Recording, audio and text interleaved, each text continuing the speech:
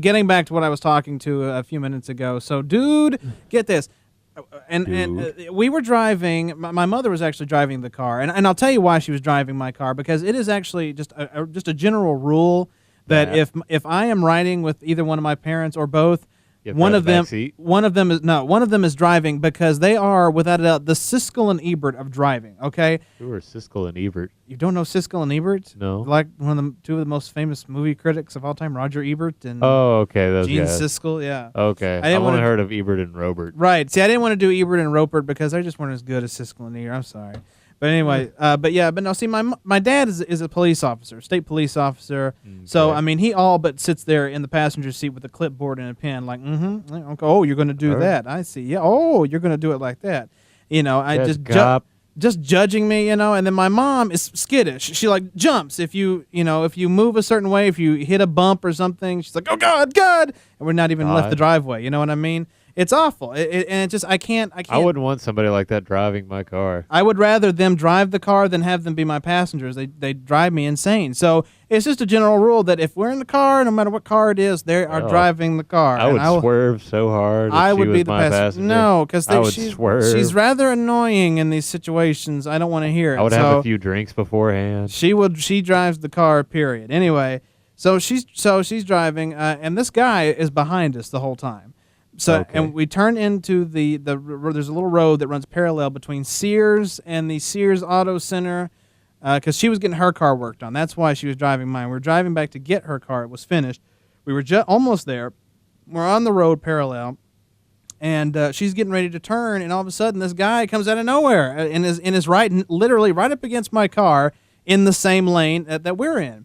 And at first we thought, oh shoot, it was our fault. You know, maybe we've went too far to the left or something, and he thought, but upon further examination, we were in the lane, and he literally wedged himself into the lane beside us, and he was behind us the whole time, and he was acting all worried, like, I don't know if I can't tell my insurance company this, blah, blah, blah, and we were a little suspicious, because it's like, well, what's wrong that you can't tell your insurance people about this, you know, all of that, but, we exchanged information. For those of you who don't know, if you ever get in a car accident in a parking lot here in Knoxville, get their information. No, KPD will not come and work that wreck.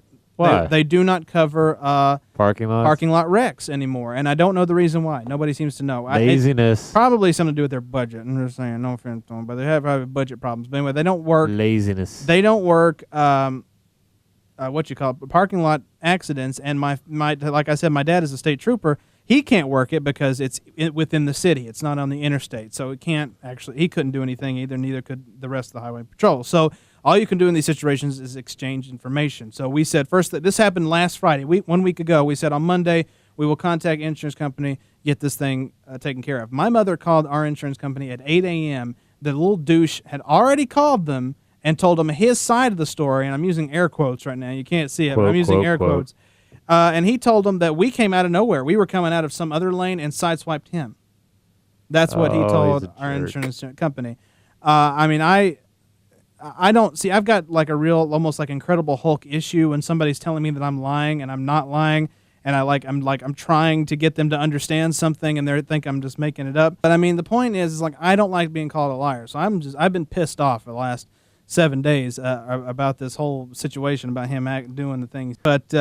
But yeah, so he calls in and lies to my insurance company about what he did, and so the insurance company believed them, and kind of what kind of car did he have? Real snippy with my mom, but I think we got it taken care of. She doesn't really express this stuff to me. She still looks at me like I'm 5 years old. What kind of car did he have? Can't comprehend insurance.